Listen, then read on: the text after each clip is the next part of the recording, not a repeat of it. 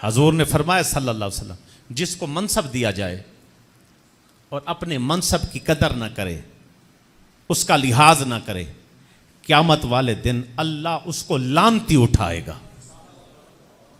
لعنتوں کے توق اس کے گلے کے اندر ہوں گے. دوسری حدیث, حضور صلی اللہ علیہ وسلم نے فرمایا حشر کے دن جس کو منصب دیا گیا اور اس نے اپنے منصب کا غلط استعمال کیا, اللہ کی بارگاہ میں پیش کیا جائے گا. وہ کہے گا اللہ میری نمازیں, میرے روزے, میری حج, میری زکوٰۃ, یا اللہ یہ موجود ہے. تو رب فرمائے گا اس بدبخت کو میرے سامنے نہ آنے دو, اس کو سیدھا جہنم کے اندر ڈالو. وہ نمازیں کہتا رہے گا, وہ روزے کہتا رہے گا, اللہ ایسے بندے کی نمازیں اور روزوں کا حج کا سنے گا نہیں اور ان کو جہنم کے سپرد کر دے گا. کون سا بندہ؟ جس کو اللہ نے منصب دیا اور اس نے منصب سے بے وفائی کی. باپ منصب تھا, ماں منصب تھا, استاد ہونا منصب تھا, شیخ ہونا منصب تھا, قوم کا حکمران ہونا منصب تھا, لیکن جب ادا نہ کیا گیا تو اگر میری زندگی کے جتنے حج بھی ہوں, جتنے عمرے بھی ہوں, جتنی نمازیں بھی ہوں, اللہ کی بارگاہ میں پیش ہوا, رب نے فرمایا اٹھا کر پھینکو اس کو جہنم کے اندر. کیوں؟ کہ اس نے اپنے منصب سے وفا نہ کی. بتاؤ, آج عالم ہے, بڑا شیخ بن رہا ہے, پیر ہے, بڑا بزرگ بن رہا ہے, ایک باپ ہے, بڑا اترا رہا ہے, میری اولاد ہے, 10 پتر اللہ نے دیتے نے. بندہ چودھری ہے, کہتے جی اتنے بندے کام کرنا لے اللہ نے مینو دے دیتے. اسی طرح ایک حکومت کے اندر ہے, حاکم ہے, صدر بن گیا ہے, وزیر اعظم بن گیا ہے, کچھ بھی بن گیا, جی مجھے اتنا بڑا عہدہ میرے پاس ہے. نہیں نہیں, اگر وفا نہ کی نا, قیامت والے دن لعنتی اٹھنے والا.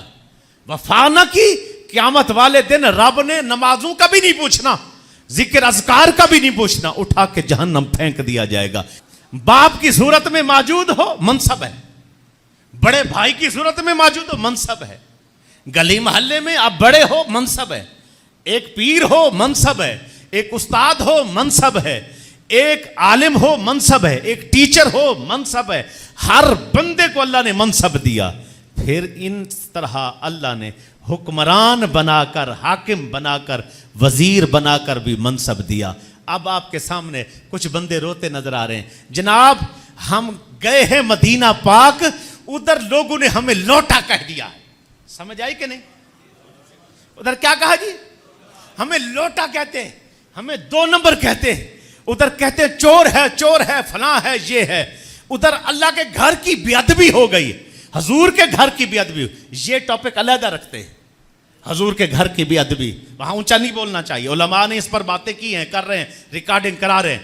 جس چیز کو میں بتا رہا ہوں وہ بھی سنیں. میں کہتا ہوں کہ جو حضور کے پاس بڑے سے بڑا گنہگار بھی جائے, سرکار کالی کبلی میں چھپا لیتے ہیں, عیب ظاہر نہیں ہونے دیتے, چھپا لیتے ہیں. لیکن یہ لوگ گئے, ان کے عیب ظاہر ہوئے, کوئی سیکورٹی کے اندر بھی جا رہے, کوئی ان کے بال کھینچ رہا ہے, کوئی ان پر لوٹے مار رہا ہے, کوئی ان کو چور کہہ رہا ہے. وجہ کیا تھی؟ جب یہ منصب پر موجود تھے, جب یہ وزیر تھے, جب یہ صدر تھے, جب یہ پارٹی کے ہیڈ تھے, چیئرمین تھے, اس وقت انہوں نے ممتاز قادری کو رحمت اللہ تعالی علیہ کو تختہ دار پر لٹکایا تھا, ناموس رسالت سے جو ہے نا غداری کی تھی, ایسے بل دیے تھے. اب جب یہ حضور کی بارگاہ میں آئے تو سرکار نے فرمایا بدبختو کس منہ سے آئے ہو, کس منہ سے آئے ہو؟ اب یہاں پوری دنیا کو دکھاؤں گا. لوگ کہتے دیکھیں جی یہ پھر آ جائیں گے تو یہ پھر آ کر دوبارہ عزتیں سمیٹ لیں گے. ہم نے ان کو اس وقت بھی کہا تھا وَتُعِزُّ مَن تَشَاءُ وَتُذِلُّ مَن تَشَاءُ, جسے چاہے اللہ عزتیں دیتے ہیں. بابا جی کے 2 کروڑ کے جنازے نے بتایا عزتیں اس کو کہتے ہیں, 60 لاکھ کے جنازے نے ممتاز قادری کے بتایا عزتیں اس کو کہتے ہیں. یہ وزیر اعظم بن کر بھی حضور کے پاس گئے, وہاں ان کو جوتے پڑے, بتایا ذلت کس کو کہتے ہیں, بتایا ذلت کس کو کہتے ہیں, کس کا مقدر بنتی ہے. الحمدللہ جنہوں نے منصب سے بے وفائی کی ہے آخرت میں تو ذلیل ہونا ہی ہونا. وہ ماں باپ جو آج رونا رو رہتے, اولاد ساڈا خیال نہیں کرتی, اولاد خیال نہیں کرتی. بھائی تم نے اپنا منصب نہیں نبھایا. شیخ کہہ رہا ہوتا ہے مرید میرا خیال نہیں کرتے, بھائی تم نے منصب نہیں نبھایا. عالم کہہ رہا ہے لوگ میرا ادب نہیں کرتے. احترام بھائی, تم نے منصب نہیں نبھایا. اگر کوئی حاکم کہے جی رعایا مجھے لوٹا کہتی ہے, یہ مجھے ایسے کہتے, بھائی تم نے اپنا منصب نہیں نبھایا. آؤ میں ان کو یہ کہتا چلوں, ابتدائے عشق ہے روتا ہے کیا؟ ابتدائے عشق ہے روتا ہے کیا؟ آگے آگے دیکھ ہوتا ہے کیا؟ دیکھو حضور کے گستاخوں کے ساتھ ہونے کیا والا ہے. اور میں اسی پر اختتام, کتنے بد نصیب ٹھہرے پہنچ کے نا مدینہ پاک, یہ سمجھ رہے غالباً گناہ بخشے جائیں گے. آتے ہیں جناب ٹولا پورا بھرا, جہاز بھرا, سارے لے کر ادھر پہنچ گئے, ساری کرپشن جو کی معاف ہو جائے گی. کتنے بد نصیب ٹھہرے جو قرار تک نہ پہنچے, درے یار تک تو پہنچے, درے یار تک تو پہنچے, دلے یار تک نہ پہنچے.